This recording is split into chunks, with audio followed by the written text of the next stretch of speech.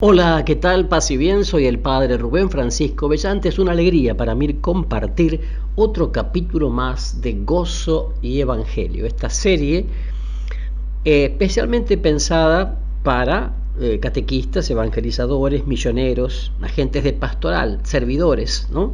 En la cual intentamos dar herramientas, meditaciones, reflexiones que nos ayuden a tener esta unción y también esta audacia para anunciar a Jesucristo y su Evangelio. Como siempre, empezamos invocando al Espíritu Santo de Dios. Ven Espíritu Santo, ven Padre de los pobres, porque necesitamos de tu presencia para poder ser canal de gracia. Ven Espíritu Santo a darnos unción, a darnos poder, fortaleza, para poder anunciar la persona viva de Jesús con humildad, pero con convicción. Ven Espíritu Santo a buscar caminos de comunión, de participación, en donde, sin ser francotiradores, busquemos trabajar con otros el campo del reino, sembrando la semilla del Evangelio. Ven Espíritu Santo, ven a través de la poderosa intercesión del corazón inmaculado de María. Amén y amén. Bueno, y hoy vamos a hablar de un tema que lo tomo de un manuscrito de Santa Teresita del Niño Jesús, o Santa Teresa de Lisieux, la francesa. En sus obras completas aparece esto, ¿no? Dice: una tarde de invierno estaba yo cumpliendo, como de costumbre, mi tarea al lado de la hermana Saint-Pierre. Hacía frío, era de noche. De pronto oí a lo lejos el sonido armonioso de un instrumento musical. Entonces me imaginé un salón muy bien iluminado, todo resplandeciente de ricos dorados, y en él unas señoritas elegantemente vestidas, prodigándose mutuamente cumplidos y cortesías mundanas. Luego posé la mirada en la pobre enferma a quien yo sostenía. En lugar de la melodía, escuchaba de vez en cuando sus gemidos lastimeros. Yo no puedo expresar lo que pasó por mi alma.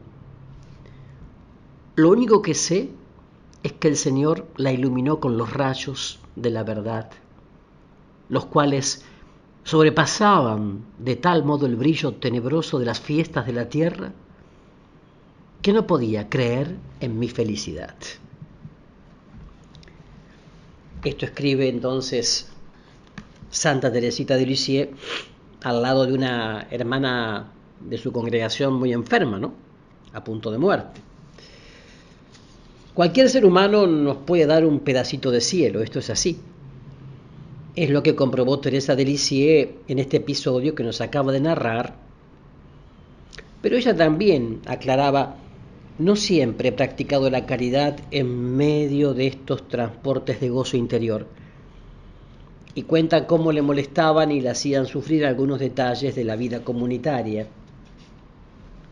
Teresita experimentó otras veces esa fuerza mística del amor, sobre todo cuando pensaba de qué maneras ella podría servir a los demás, y descubrió que la vocación más preciosa es el amor.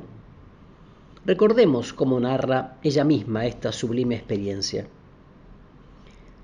Comprendí que solo el amor era quien ponía en movimiento a todos los miembros de la Iglesia, que si el amor se apagara, los apóstoles no anunciarían ya el Evangelio y los mártires se negarían a derramar su sangre. Jesús, mi amor, por fin encontré mi vocación. Mi vocación es el amor. Sí, encontré mi lugar en la Iglesia. Dios mío, tú mismo me lo has señalado. En el corazón de la Iglesia, mi madre, yo seré el amor. Así lo seré todo y mi sueño se verá realizado. Fin de la cita. Por eso digo, poco a poco en su vida se fue apagando su entusiasmo por ir al cielo y fue creciendo en ella un puro deseo de dar amor a los demás. En sus últimos escritos y conversaciones ella cuenta que pensar en el cielo ya no la estremecía, que la vida eterna se le presentaba en su interior como algo oscuro y no entendía bien qué le ocurría. Cuando canto la felicidad del cielo y la eterna posesión de Dios, no experimento ninguna alegría porque canto simplemente lo que quiero creer. Y confesaba sin vueltas, tenía en aquella época grandes pruebas interiores de todo tipo, hasta llegar a preguntarme a veces si realmente existía un cielo. En la última parte de su vida ya no le interesaba tanto ver a Dios en el cielo, sino amar y hacer el bien. Por eso, poco antes de morir, dijo: yo pasaré mi cielo en la tierra hasta el fin del mundo. Sí, quiero pasar mi cielo haciendo el bien en la tierra. Y prometía: ya verán, será como una lluvia de rosas. Esta es la mística de salir de sí por el amor fraterno, que se vive más allá de los pensamientos y de los estados de ánimo. Por eso, en medio de la tortura, de la oscuridad interior de sus últimos meses, decía: solo cuenta el amor. Se trata de consumirse amando a los demás y no tanto buscando explicaciones, sentimientos, seguridades. Hay una persona que vivió algo semejante, una forma muy especial de entrega amorosa a los pobres, pero con gran oscuridad interior. Es la Madre Teresa de Calcuta, Santa Teresa de Calcuta. Escuchémosla. Hay tanta contradicción en mi alma, hay un profundo anhelo de Dios, tan profundo que hace daño, un sufrimiento continuo y junto con ello el sentimiento de no ser querida por Dios, rechazada, vacía, sin fe, sin amor, sin entusiasmo. El cielo no significa nada para mí, me parece un lugar vacío. Todo el tiempo sonriendo, dicen de mí las hermanas y la gente. Piensan que mi interior está lleno de fe, confianza y amor. Si solo supieran que mis apariencias gozosas no es sino un manto con el que cubro vacío y miseria. Si ella hubiera dedicado demasiado tiempo para tratar de sentirse mejor, o si se hubiera escapado en supuestas búsquedas espirituales, muchas más personas habrían muerto indignamente en las calles de Calcuta. Quizás ella podía sentirse mejor, pero habría sido solo un bienestar superficial. Su opción fue más bien unir su estado interior a las oscuridades de Jesús crucificado, y de allí sacó fuerzas para amar a los demás hasta darlo todo. Dice: he comenzado a amar mi oscuridad porque creo que esta es una pequeñísima parte de la oscuridad y del sufrimiento que Jesús vivió en la tierra. ¿Qué tiene que ver este compromiso fraterno con la mística? Mucho más de lo que se suele pensar. Para convencernos, debería bastar la lectura de la Biblia cuando dice que si alguien ama a su hermano, permanece en la luz y no tropieza. Pero si no ama a su hermano, está en la oscuridad, camina en la oscuridad, no sabe a dónde va. Primera de Juan, capítulo 2, versículo 10-11. También dice que ama al hermano, quien ama al hermano conoce a Dios. Primera de Juan 4:7. Precisamente, por eso San Buenaventura enseñaba que las obras de amor al prójimo no impiden la contemplación, sino que la facilitan.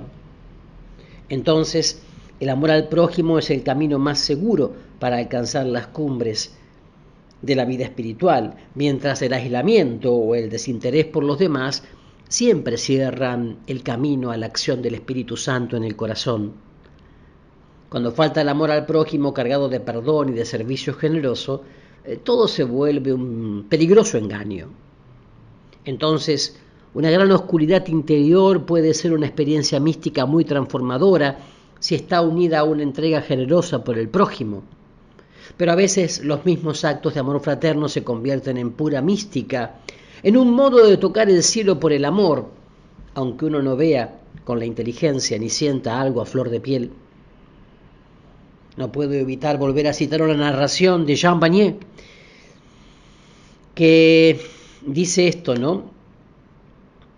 A veces Loic se sienta en mis rodillas. Pequeño, pobre, incapaz de hablar a pesar de sus 40 años, está allí, silencioso. Él me mira y yo le miro. Estamos en comunión, el uno con el otro. Con las personas que sufren una deficiencia mental como Loic, vivimos esos momentos de contemplación llenos de silencio y de paz. Él me mira y yo lo miro. Momentos de curación que unifican el cuerpo y el espíritu. Jean Vanier, el fundador de la comunidad del Arca, ¿no?, para personas discapacitadas o con distintas capacidades, no ignoraba que la vida comunitaria con personas frágiles nos expone a momentos duros, a veces llenos de tensión y violencia, pero esos mismos momentos no se pueden separar del crecimiento místico, porque mantenerse al lado del hermano difícil nos asegura que no estemos encerrándonos en nosotros mismos y que no estamos tampoco cerrando las puertas a la acción del Espíritu. Ya regresamos entonces con más gozo y evangelio. Ya estamos de regreso con más gozo y evangelio y estamos viendo un poquito la mística del cariño, ¿no? Y decíamos que Jean Vanier, el fundador de la comunidad del Arca, decía: las personas débiles y vulnerables pueden despertar también en nuestros corazones lo más horrible y tenebroso que hay en ellos, con sus provocaciones, sus gritos, sus exigencias y su repliegue en ellas mismas pueden suscitar la angustia y la agresividad. Pero a pesar de esto, para crecer humanamente, ¿no es acaso necesario descubrir nuestras violencias, nuestra capacidad de odiar, las heridas profundas que frecuentemente sentimos como vergonzosas y que tratamos de esconder? El repliegue sobre uno mismo conduce a una asfixia del corazón. Entonces, si el amor al prójimo es tan importante para poder crecer en la experiencia mística, también es cierto que ni siquiera es necesario estar completamente solo para poder llegar a lo más alto de la vida espiritual. Recordemos, por ejemplo, que algunos santos han vivido elevaciones espirituales admirables en medio de una conversación. Es el caso de San Agustín y Santa Mónica, que aparece hermosamente narrado por el mismo Agustín.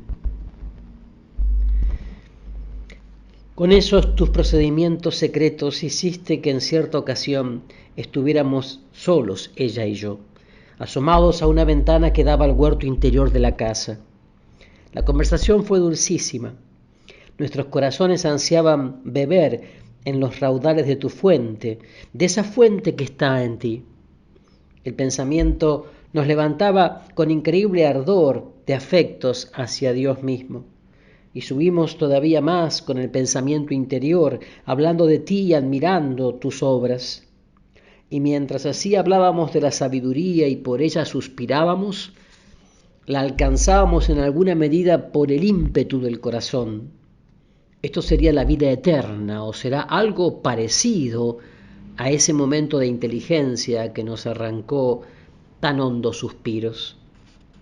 También podemos rescatar el ejemplo de San Benito y Santa Escolástica. Se cuenta que él fue a visitarla y que pasaron todo el día sumergidos en conversaciones espirituales. Al atardecer, Benito se despidió, pero Escolástica le rogó que se quedara para seguir conversando durante la noche. Ante la negativa de Benito, ella se puso a rezar y se desató una tormenta que impidió la partida del monje, por lo cual pasaron toda la noche orando y hablando de cosas celestiales, llenos de profundo gozo. 3 días después ella murió y pocos días después murió él. Por eso San Gregorio dice que los que estuvieron tan unidos espiritualmente ahora cantan juntos la alabanza en el cielo. Creo que hay personas con grandes dificultades para concentrarse en la oración personal pero que alcanzan preciosas experiencias con Dios y que Dios les regala, ¿sí?, en medio del diálogo y el encuentro con los demás. Los cónyuges, por ejemplo, están llamados a crear entre los dos ese espacio teologal en el cual se puede experimentar la presencia mística del Señor resucitado. La familia es un verdadero templo donde reside la presencia salvífica de Dios de un modo comunitario. Si hay una presencia de la Trinidad en cada individuo, también hay una presencia en esa riqueza de relaciones que es la familia o la comunidad. Mi celda, como llamarían a Dios las almas íntimas, es Él, nosotros, y al igual que lo amo en mí, reiterándome en Él cuando estoy sola, lo amo en el hermano cuando Él está cerca de mí. Entonces, no amaré el silencio, sino la palabra, expresada o no, la comunicación entre Dios en mí y Dios en el hermano. Y si los dos cielos se encuentran, allí hay una única Trinidad donde los dos hacen de Padre y de Hijo, y entre ellos está el Espíritu Santo. Sí, es necesario vivir siempre la vida interior también en presencia del hermano, no huyendo de la criatura, sino recibiéndola en el propio cielo o penetrando en el suyo. Algo de esto podemos encontrar también en otras religiones. Leamos, por ejemplo, un texto budista impregnado de altísima contemplación. Amor, abarcando imparcialmente a todos los seres sintientes, ¿no?, dice el texto. Y no solo aquellos que nos son útiles, agradables o amenos. Amor, abarcando a todos los seres, sean de mente noble o de mente baja, buenos o malos. Los nobles y buenos están incluidos porque el amor fluye hacia ellos espontáneamente. Los de mente baja y rastrera son incluidos porque son quienes más necesitan amor. Puede que la semilla de la bondad haya muerto en muchos de ellos simplemente porque les faltó calor para crecer, porque murió de frío en un mundo sin amor. Amor, abarcando a todos los seres, sabiendo perfectamente que todos somos compañeros en el camino, que todos estamos sometidos a la misma ley del sufrimiento. Es la compasión quien levanta las pesadas trancas y abre las puertas a la libertad, quien hace el corazón pequeño tan grande como el mundo. La compasión arrastra consigo el letargo que nos deja inertes, abrumados, que nos paraliza y da alas a los que están anclados a sí mismos. En cualquier momento en el que un poco de felicidad alcance a los seres, debes alegrarte de que al menos un rayo de dicha haya atravesado las tinieblas de su vida y haya dispersado la niebla gris y oscura que envuelve su corazón. Tu vida ganará en alegría al compartir la felicidad de todos como si fuera tuya. El corazón abierto a Dios queda tomado por la mirada de Dios y por eso su relación con los demás se vuelve intensamente contemplativa. Sin la fe yo puedo mirar a un ser humano y ver solamente un rostro que no me agrada. Con la fe puedo reconocer allí a una persona sagrada, alcanzo a descubrir que ese ser humano es mi hermano, puedo ver a Jesús viviendo en su interior. Sin la fe, los demás son solamente un montón de huesos, músculos y cabellos, pero con la fe son imagen de Dios, hijos del Padre Dios y sangre de mi sangre. Es la mirada mística la que me permite ver esto. Por eso, los que de verdad aman al prójimo y se entregan a servir son verdaderos místicos. Es tan mística Teresa de Calcuta como Juan de la Cruz. Es tan místico Vicente de Paul como Teresa de Ávila. Un viejo texto medieval hablaba de la transformación que se produce en las comunidades cuando las personas crecen en la vida espiritual, porque las expresiones corpóreas también son transformadas y se convierten en instrumentos de comunicación sobrenatural. La fraternidad del cielo se anticipa también de manera corpórea. Los sabios Tienen entre ellos una gracia espiritual propia, una especie de lenguaje angélico, gracias al cual se expresan entre ellos los afectos mutuos, aun con actitudes exteriores que ayudan a esta comunicación. Los mismos sentidos perciben una especie de gracia nueva y espiritual. Los ojos se vuelven simples y los oídos discretos. Del contacto recíproco nace una llama de amor espiritual tan grande que a estos sabios les parece que tienen entre ellos un paraíso de felicidad espiritual. Aún con la actitud del rostro y de todo el cuerpo, con el decoro de su vida y de sus acciones, y con devotas manifestaciones de servicios recíprocos y la buena acogida que se dan el uno al otro, se entienden entre ellos y se unen tan estrechamente en una armoniosa concordia que son realmente un solo corazón y una sola alma. Así ellos inauguran desde aquí la gloria futura de sus cuerpos. Cuando una persona vive la transformación interior de la gracia, sus relaciones con los demás se vuelven como un canal por el cual la vida de Dios que late en su ser se derrama en los demás. En la medida en que una persona salga de sí misma, sus relaciones con los demás se vuelven muy fecundas, porque al salir de sí también se difunde el bien que llena su vida. Por eso, cuanto más el místico sale de sí hacia los hermanos, más fecundo se vuelve, más frutos derrama en el mundo. Pero además, al derramarse en los demás, protege su propia experiencia mística, que solo puede perdurar en un corazón que renuncia al aislamiento. Veamos cómo lo explica un sabio de la Iglesia Ortodoxa rusa que murió por su fe. ¿En qué se expresa concretamente el amor espiritual? En la superación de los confines de uno mismo, en el salir de sí mismos, lo cual supone la comunión espiritual, hasta hacer confluir en el otro esa misma penetración en la vida divina que el sujeto que se comunica con Dios experimenta en sí. El yo sale de los propios confines para incluir el propio yo en el yo del otro. Así, lo mejor de sí mismo encuentra en el otro, gracias a la negación de sí mismo, la propia redención del poder de la autoafirmación pecadora. Se libera del pecado de una existencia aislada, ¿no? Sí, entonces esto lo decía el padre Florensking, ¿no? En su libro La columna y el fundamento de la verdad. Entonces, qué interesante que es esto, y nos lleva también un poco a esto, ¿no? Es amar o morir, amar o morir. Enseguida estamos de regreso con más Gozo y Evangelio. Ya estamos de regreso con la tercera parte de Gozo y Evangelio de hoy, con el tema la mística del cariño. Decíamos antes de la pausa que el desafío es entonces amar o morir.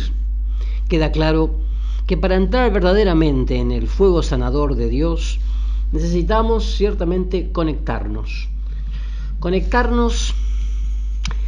los demás, porque desconectados somos más frágiles, vemos menos, tenemos menos perspectivas, caemos con más facilidad y no desarrollamos todas nuestras capacidades. En cambio, si estamos abiertos, cada persona que conocemos nos abre un poco más la mente y el corazón para descubrir algo de Dios que nunca habíamos percibido. Por eso, cada vez que conocemos a una persona y entramos en amistad con alguien, nuestra oración no queda igual.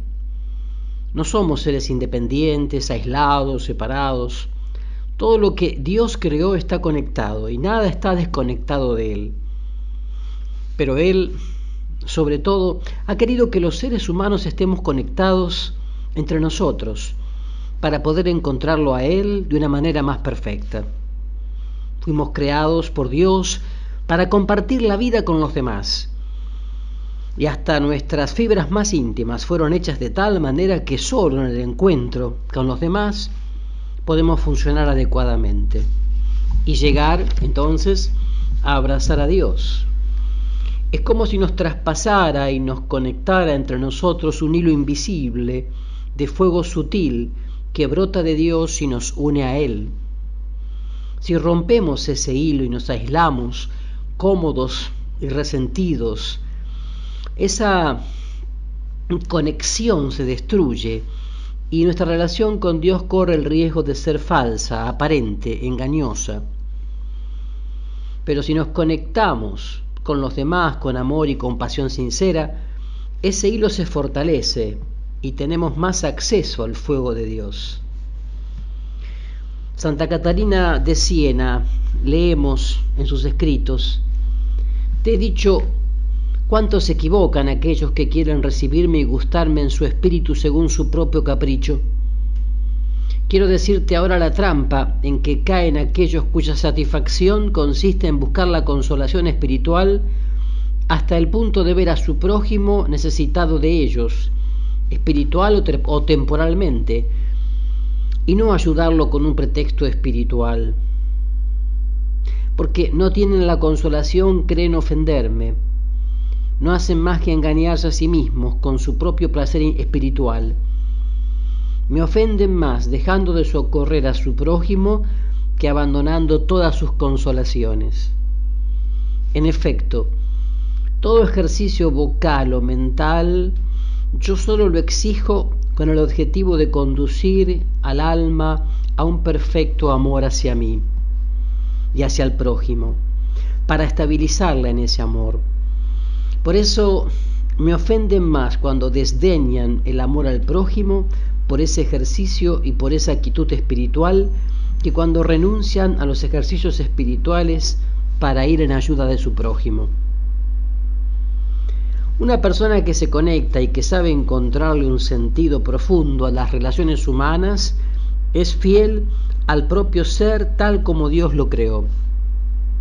Porque Dios hizo la naturaleza humana de tal manera que una persona se realice con los demás y no sin ellos.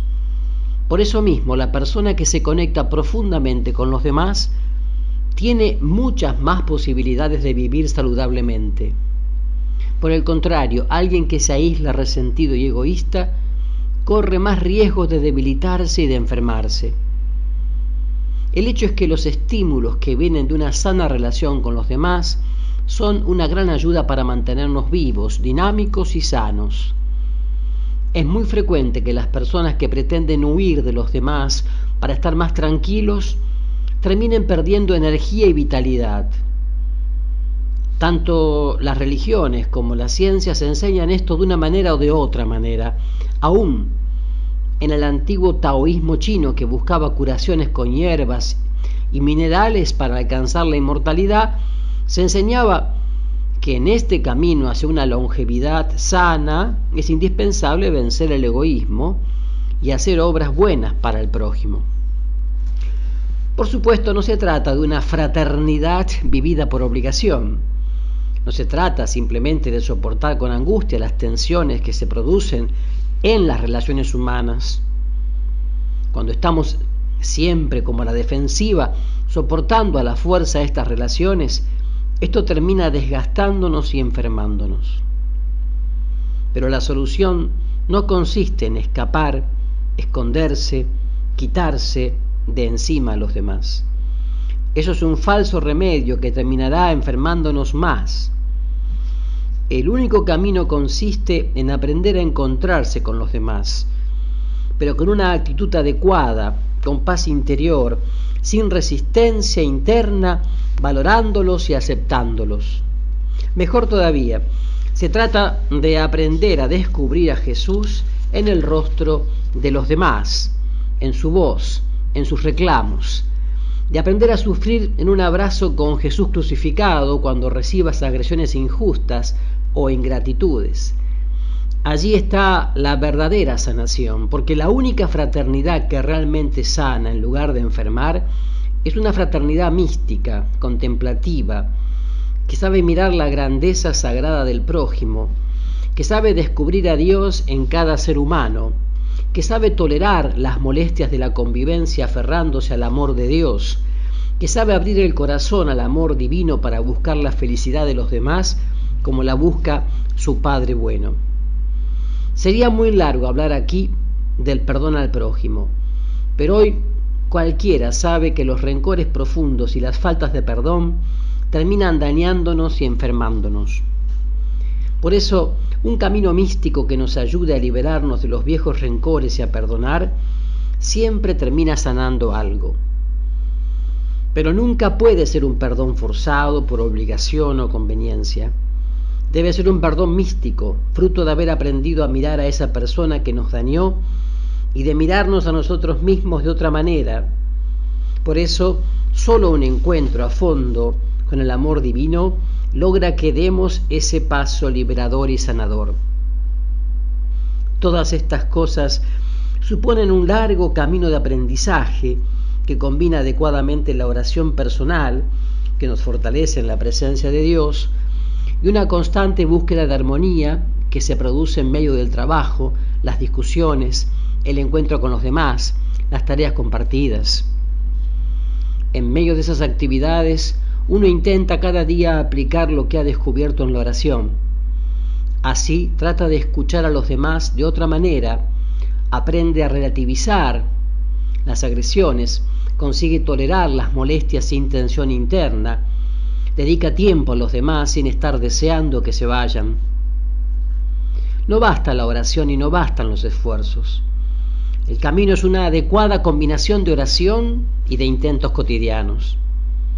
Este aprendizaje irá logrando poco a poco que la relación con los demás no sea fuente de tensiones profundas y que nuestra entrega a ellos sea serena, intensa y delicadamente gozosa. Esa es la fraternidad que nos sana integralmente, y de ese modo cada acto bueno por los demás irá liberando nuestro corazón egoísta. Si uno no logra alcanzar una generosa armonía en la relación con los demás, y si se deja tomar por el egoísmo cómodo o por un aislamiento resentido, nunca terminará de encontrarse con Dios. Y tampoco logrará sanarse ni de sus perturbaciones interiores, ni de sus enfermedades físicas. Claro, por eso es muy importante siempre revisarnos, y sobre todo revisarnos con la mirada del Padre Dios, en Jesús, sin miedos, sin prejuicios, con confianza, con abandono, con entrega, porque es la mirada más objetiva sobre nuestra vida, es la mirada de un amor gratuito, incondicional, que nos ama primero, que da el paso siempre primero por nosotros, y que nunca deja de amarnos, porque no puede dejar de amarnos, ¿sí? Entonces digo, ahora cuando regresemos, para la última parte de hoy de Gozo y Evangelio, vamos a tomar un texto de San Agustín que es muy hermoso, y yo los invito a que mientras degustan este programa Gozo y Evangelio, también lo compartan a otros por las redes sociales, por Facebook, por WhatsApp, por correo electrónico. Es decir, hay muchas maneras de evangelizar y compartir este programa es una de ellas. Así que también los invito a que le den me gusta a mi fanpage Rubén Francisco Bellante, y que también se suscriban de manera gratuita a mi canal de YouTube Rubén Francisco Bellante. También me encontrarán en Instagram y en Twitter. Entonces, enseguida regresamos con más Gozo y Evangelio. Ya estamos de regreso con la última parte de Gozo y Evangelio de hoy, la mística del cariño. Y decíamos que íbamos a tomar un texto de San Agustín, por supuesto de su libro Confesiones. Y dice, ¿qué amo yo cuando te amo a ti? No amo la hermosura corporal, ni las glorias de este mundo, ni la claridad de la luz, tan amiga de estos ojos míos, ni las dulces melodías de las canciones variadas, ni el suave aroma de las flores o de los perfumes, ni el sabor del maná o de la miel, ni los cuerpos humanos tan agradables a los abrazos de la carne. Nada de eso amo cuando amo a mi Dios, y sin embargo amo una luz, una voz, un perfume, un alimento y un abrazo cuando amo a mi Dios. Luz, voz, perfume, deleite y contacto en mi ser interior. Allí donde brilla para mi alma una luz que ningún espacio contiene, donde resuena una voz que el tiempo no arrebata, donde se exhala un perfume que el tiempo no disipa, todo eso amo cuando amo a mi Dios. San Agustín. Cuando San Agustín escribía esto, nos invitaba a no quedarnos aferrados a las experiencias agradables que nos brindan las cosas de este mundo, porque lo mejor de esas experiencias se encuentra en la relación con Dios. Comparando con lo que Dios nos puede dar, todos los gozos que ofrezca este universo parecen pequeños. ¿Qué es el universo entero, o la inmensidad del mar, o el ejército de los ángeles? Yo tengo sed del Creador, tengo hambre y sed de Él.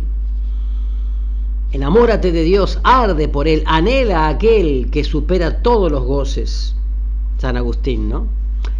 Entonces no se trata de renunciar a ser feliz, sino de encontrar una forma nueva de felicidad que no se consigue con los placeres del cuerpo o de la sensibilidad superficial.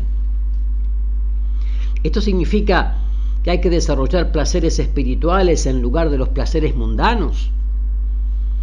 En primer lugar, hay que responder que no, porque en la vida espiritual uno no puede estar apegado a las sensaciones como si fueran indispensables.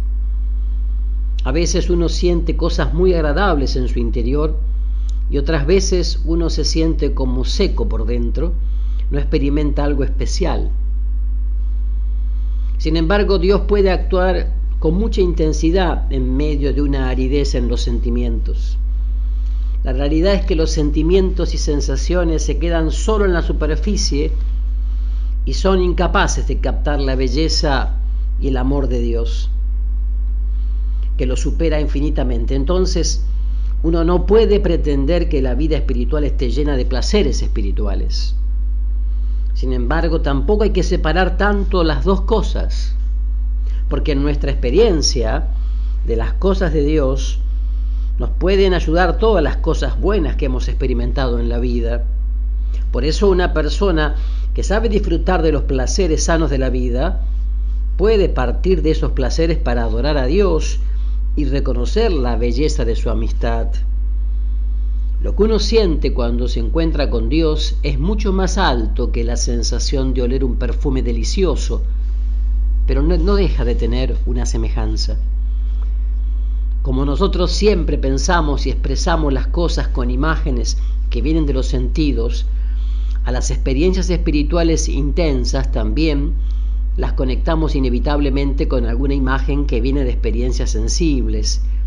Y por eso nos parece que es como un perfume, como un sabor, como una armonía musical, etc.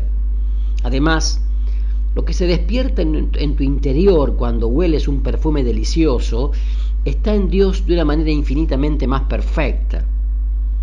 No estás capacitado todavía para percibir algo tan precioso, pero de algún modo Dios te lo hace sospechar, te lo hace intuir. Por eso cuando experimentás su amor, se te ocurre decir que es como un perfume. También es una luz que cautiva, un susurro que enamora, un abrazo que llena de amor aunque falte el contacto de la piel. De hecho, San Agustín reconocía la necesidad de esta experiencia cuando le pedía a Dios: haz tu obra, Señor, con nosotros. Muévenos y atráenos a ti. Enciéndenos y arrebátanos. Haz que te sintamos como dulce y fragante perfume, para que te amemos y corramos hacia ti. Muchos siglos después, otro maestro espiritual decía que a veces, en el fervor de la oración, se difunde una fragancia muy intensa de aroma desconocido. Guillermo de Santier. San Juan de la Cruz explicaba que todo lo bueno que hay en las cosas y experiencias del mundo está en Dios, eminentemente, en infinita manera. O, por mejor decir, cada una de las grandezas que se pueda decir es de Dios, que se pueda decir, es Dios. Y todas ellas juntas son Dios. Porque cuando el alma se une con Dios, siente que todas las cosas son Dios. San Juan de la Cruz. cántico espiritual, no es porque las cosas del mundo son realmente Dios, sino porque el místico lo siente así. Él ya no puede separar algo de Dios y en todo lo que vive experimenta a Dios mismo. Por eso aclara que no es que el alma ve todas las cosas en la luz o las criaturas en Dios, sino que en aquella posesión siente que todas las cosas son Dios. Si admira la grandeza de una montaña, no puede separar eso de Dios y percibe que esa admiración interior que siente debe depositarse en Dios. Veamos cómo lo expresa el mismo San Juan de la Cruz, que en estos párrafos ha depositado toda la ternura de su amor. Las montañas tienen altura, son abundantes, anchas y hermosas, graciosas, floridas y olorosas. Estas montañas es mi amado para mí. Los valles solitarios son quietos, amenos, frescos, sombreados, llenos de aguas dulces, y en la variedad de sus arboledas y el canto suave de las aves producen gran recreación y deleite al sentido, dan refrigerio y descanso en su soledad y silencio. Estos valles es mi amado para mí. Entonces, cántico espiritual, San Juan de la Cruz. Algo parecido dice de las islas, los ríos sonoros, el viento, la noche y el amanecer. Pero todas estas y otras bellas experiencias aparecen como una música armoniosa porque el alma ve una admirable conveniencia y disposición de la sabiduría de Dios en las diferencias de todas sus criaturas y obras. Todas ellas y cada una de ellas están dotadas de cierta correspondencia con Dios, en que cada una a su manera da su voz a lo que en ella es Dios. Así todo le parece una armonía de música subidísima que supera todas las melodías del mundo. Y así dice que su amado es esta música callada porque en él se conoce y gusta esa armonía de música espiritual. Santa Brígida, por ejemplo, expresaba la relación con Jesús como un abrazo tan dulce que sobrepasa todos los aromas y no se puede comparar con los deleites de este mundo. Cuando San Agustín reflexionaba sobre estas cosas, sacaba la siguiente conclusión: ¿acaso si los sentidos del cuerpo tienen su voluptuosidad, no va a tener la suya el alma? Por eso los hijos de Dios se cobijan a la sombra de tus alas, se embriagan en la opulencia de tu casa, y tú colmas su sed en el torrente de tus delicias. Porque cuando un corazón humano poco a poco va entregando toda resistencia, el amor de Dios va tomando sus deseos y tiende a producir una experiencia amorosa que se vive con tremendo realismo, como lo explica también San Juan de la Cruz cuando dice: cuán dichosa es esta alma que siente siempre a Dios descansando y reposando en su seno. Dios está allí de ordinario, como si descansara en un abrazo con la esposa en la sustancia de su alma, y ella lo siente muy bien y lo goza habitualmente. Él la absorbe profundísimamente en el Espíritu Santo, enamorándola con primor y delicadeza divina, dice San Juan de la Cruz, en llama de amor viva. Bueno, hermoso todo lo que hemos visto hoy, ¿no les parece? La mística del cariño, y que seguramente continuaremos en el próximo capítulo de Gozo y Evangelio. Que a través del corazón inmaculado de María los bendiga el buen Dios Todopoderoso, los sane, salve, libere el Padre, el Hijo y el Espíritu Santo. Amén. Paz y bien para todos.